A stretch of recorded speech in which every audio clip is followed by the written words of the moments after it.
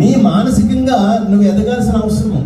నువ్వు మానసికంగా నీ ఆలోచన విధానాన్ని నువ్వు మార్చుకోవాల్సి ఉంది. నువ్వు క్రైస్తవులో చాలా మంది పేదవాళ్ళు ఉన్నారంటే చాలా కాలము నుంచి, చాలా తరాల నుంచి మన పేదరికము మన తల్లిదండ్రులు తాత ముత్తాతలు అనుభవించిన వాళ్ళు ఉంటారు. అదే పేదరికంతో కంటిన్యూ అవుతూ ఉంటారు అన్నమాట. ఎందుకంటే వాళ్ళు బైబిల్ వస్తారు, చదువుతారు, ఏడుస్తారు, వాక్యం వింటారు, వెళ్ళిపోతారు. కాదు, నీ మనస్సు మారి నూతన పరుచుకోవడం వల్ల నవీన స్వభావం కలిగి రూపాంతరం పొందుతామని చెప్పి రోమపత్రిక 12వ అధ్యాయంలో ఉంది. నీ మనస్సును మార్చుకోవాలి. ఎందుకంటే నీ యొక్క ప్రతి మనిషిలో కూడా నెగిటివ్ థాట్స్, వ్యతిరేకమైన ఆలోచనలు, అనుకూలమైన ఆలోచనలు. నువ్వు క్రీస్తుని తెలుసుకున్నాక ఏ ఆలోచన కలిగి ఉన్నావో దానిని బట్టి నీ యొక్క అంతస్తు ఉంటుంది, అలాగే నీ ఐశ్వర్యం ఉంటుంది, నీ యొక్క పేదరికం ఉంటుంది అన్నమాట. నీ పేదరికం నుంచి క్రీస్తుని తెలుసుకున్నాక నువ్వు గొప్పవాడు కావాలి. వ్యాపారంలో అభివృద్ధి చెందాలి, అట్లాగే ఉద్యోగంలో అభివృద్ధి చెందాలి, ఇంకా వాటిలో అభివృద్ధి చెందాలి. అభివృద్ధి పొందడం అంటే ఏంటంటే నీ మైండ్ సెట్ చేంజ్ అవ్వాలి. వాక్యంలో చాలా మంది పేదవాళ్ళుగానే వచ్చారు, చాలా మంది దిక్కు లేని వాళ్ళుగానే ఉన్నారు బైబిల్లో. కానీ వాళ్ళు గొప్ప వాళ్ళకి ఎందుకు మారారంటే వాళ్ళ మనసును మార్చుకున్నారు. వాళ్ళు బండ ప్రార్థనలు లేరు, బండ భక్తులు లేరు, బండ మతోన్మాదులా జీవించలేదు. వాళ్ళు క్రీస్తుని వాళ్ళు తెలుసుకుని వాళ్ళ జ్ఞానాన్ని అభివృద్ధి చేసుకున్నారు. హల్లెలూయా. దేవుడిని తెలుసుకుని వాళ్ళ యొక్క బుద్ధిని అభివృద్ధి చేసుకున్నారు. దేవుడిని తెలుసుకొని వాళ్ళ యొక్క హృదయాన్ని మార్చుకున్నారు, వాళ్ళ జీవితాన్ని మార్చుకున్నారు. వాళ్ళందరూ కూడా ఎదగగలిగారు.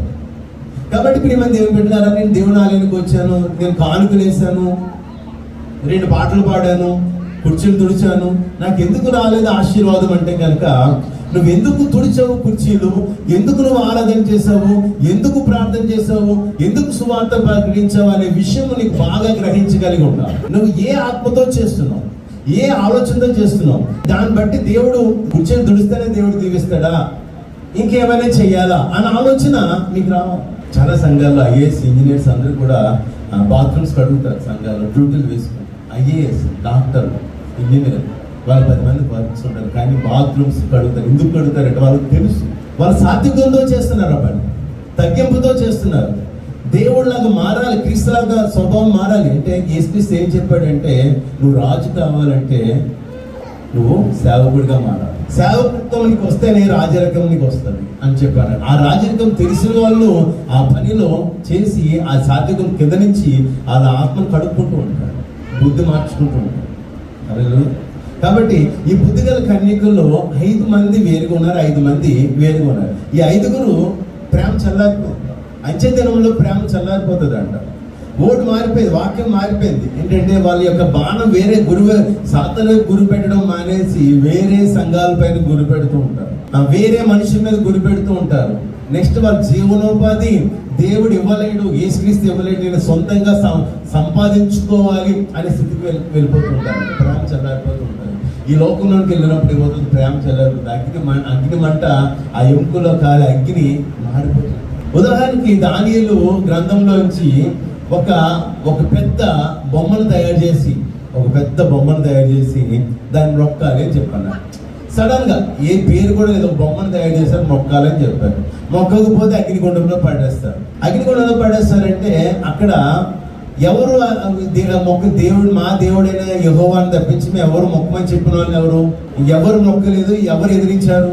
షడ్రకు, మేషకు, అబేద్నెగో, వీళ్ళు 3 ఎదిరించారు. మరి బానిసలుగా నెబుకద్నెజరు పరిపాలిస్తున్నప్పుడు బానిసలుగా ఇశ్రాయేలు దేశంలో నుంచి ఎంతమందిని తీసుకొచ్చారు? మొత్తం ఆల్మోస్ట్ ఆ దేశాన్ని కాల్చేసి అందులో ఉన్న లక్షల మంది, ఒక 70-80 లక్షల మంది జనాన్ని వాళ్ళు బానిసలుగా తెచ్చేసుకున్న ఇశ్రాయేలీలు అందరూ కూడా ఇశ్రాయేలీలో కేవలం 3 నిలబడ్డారు దేవుడి కోసం. మిగిలిన కొన్ని లక్షల మంది మొక్కేశారు ఆ బొమ్మకి. ఇశ్రాయేలు చాలా మంది అందరూ మొక్కేశారు. మొక్కన వాళ్ళు ఎవరు అంటే 3 మిగిలేదు. వాళ్ళు షడ్రకు, మేషకు, అబేద్నెగో. వాళ్ళే మేము మరణానికైనా సిద్ధమే కానీ దేవుడిని వదిలిపెట్టము, ఆకలితో మలమలాడిపోవడానికైనా ఇష్టమే కానీ దేవుడిని వదిలిపెట్టము. మేము నమ్ముతున్న దేవుడు జీవం గల దేవుడు తెలుసుకుని ఉన్నాము. దేవుడు వాళ్ళు తెలుసుకుని ఉన్నారు, దేవుడిని రుచి చూశారు, దేవుడితో మాట్లాడారు. ఆ అనుభవంలోకి వెళ్ళడం అదే బుద్ధిగల కన్యకలు అంటే. ఆ అనుభవంలోకి వెళ్ళినప్పుడు మరణానికి కానీ భయపడరు, రోగానికి భయపడరు, పేదరికానికి భయపడరు. అగ్నిగుండం, జైలు కన్నా భయంకరమైన అగ్నిగుండంలోకి, ఆ మరణంలో తీసుకెళ్తుంటే మేము మరణంలోకైనా వెళ్తాం కానీ నా దేవుడిని యెహోవాని సేవిస్తూనే ఉంటాము మా జీవితకాలం అంతా అని నిర్ణయించుకున్న బిడ్డల ముగ్గురు. అందుకే ఆ దేవుడు మీద అంత నమ్మకంగా, దేవుడికి ముగ్గురే, ఆ ప్రపంచంలో అందరూ ముగ్గురు. అప్పుడు 120 సంస్థానాలు ఉండే ప్రపంచంలో కనుగొన్న దేశ రాష్ట్రాలన్నీ కలిపి దేశాలు 120 ఉండేవి. 120 ఆ రేంజ్లో ఉండేవి. అప్పుడు ఆ 108 ప్రతి ఒక్కరు కూడా ఆ యొక్క బొమ్మకి సాగిలి పడ్డారు. అతను దేవుడైన దేవుడు కాకపోయినా ఏదైనా సరే సాగిలి పడ్డారు. సాగిలి పడిన వాళ్ళు ఎవరుంటే ముగ్గురే. ఆ ముగ్గురు ఎవరు? షడ్రకు, మేషకు, అబేద్నెగో. ఈ షడ్రకు, మేషకు, అబేద్నెగో మేము నమస్కరించుము. ఈ మండుచున్న వేడిం గల అగ్నిగుండం నుంచి మా దేవుడని యెహోవా మమ్మల్ని విడిపించడానికి సమర్థుడు. మీ మండుచున్న వేడిం గల అగ్నిగుండం నుంచి మా దేవుడని యెహోవా మమ్మల్ని విడిపించడానికి సమర్థుడు. విడిపించకపోయినా సరే మేము, ఎందుకంటే మా దేవుడు ఎవరో మాకు తెలుసు, మా దేవుని యొక్క శక్తి ఏంటో మాకు తెలుసు, మా దేవుడి యొక్క బలం ఏంటో మాకు తెలుసు, మా దేవుడు మమ్మల్ని ఎలా పోషించాలో తెలుసు, మా దేవుడు మమ్మల్ని ఎలా విడిపించాలో తెలుసు, మా దేవుడు ఎలా ఈ మరణం నుంచి బయటికి లాగాలో మా దేవుడికి తెలుసు. ఆయన సర్వజనులకు, సర్వ శరీరాలకు దేవుడే ఉన్నాడు. మీరు నా యొక్క ప్రాణాన్ని తీయలేరు నా దేవుడి యొక్క అనుమతి లేకుండా అని చెప్పి వీళ్ళు అక్కడ సాక్ష్యము, సువార్తను ప్రకటించారు.